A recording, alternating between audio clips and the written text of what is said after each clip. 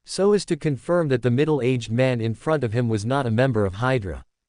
Immediately afterwards, he ordered the other party to follow Iron Man David, who was walking towards him, to create a disaster warning to evacuate civilians. When the time gradually approached midnight, all kinds of electronic products such as mobile phones and computers throughout Sokovia. Suddenly, an extremely harsh alarm sounded automatically. Subsequently, a voice very familiar to the people of Sokovia successfully attracted the attention of most people. People of Sokovia, I am your President Bruno Kane Marco. I am very sorry to disturb everyone's rest time, but according to the advance predictions of government departments, a sudden earthquake disaster is about to occur in our homeland. In order to reduce casualties and losses, please evacuate in an orderly manner immediately, away from the city's streets. Please note, this is not a drill. At this moment, the evacuation warning that resounded throughout the city was repeatedly played. And many bewildered government staff had to temporarily stand on the streets. Try to maintain order during the evacuation of many people and reduce unnecessary chaos. However, just when Rorschach and others thought that the evacuation plan was about to proceed smoothly, extremely serious civil unrest and gunfights suddenly broke out in some blocks near Hydra's secret fortress. David, what happened over there? Rorschach, with a slight frown, glanced into the distance. He turned his head and asked Iron Man David beside him. Iron Man David, with blue light flashing in his eyes, immediately mobilized several automatic machine bees flying around the city to conduct reconnaissance. Then, without raising his head, he said to Rorschach, "My lord, Hydra's soldiers are blocking some people from leaving. Judging by their posture, they seem to be kidnapping a large number of hostages. I believe they must have learned about the destruction of other bases." Hearing Iron Man David's reply, Rorschach quickly glanced at the figures around him. His gaze first swept over Tiberius and the Astartes guards. Letting them rush up would solve the problem quickly. But I'm afraid that the vast majority of civilians will also be finished together. Thor, Tony, go and destroy those Hydra soldiers, and try to evacuate the trapped people. Tiberius, you lead the guards to attack Strucker's secret fortress head-on. Your mission is to attract most of the enemy's firepower and buy some time to evacuate the nearby people. Doom, you lead the defense force from other directions and try to break into the fortress. The mind-controlled legion will provide you with fire support. For more thrilling fanfiction stories like this, check out my channel Fanfic audiobook. Dive into epic adventures, mysterious realms, and legendary journeys brought to life through immersive storytelling. Don't forget to like, share, and subscribe for more amazing audiobooks.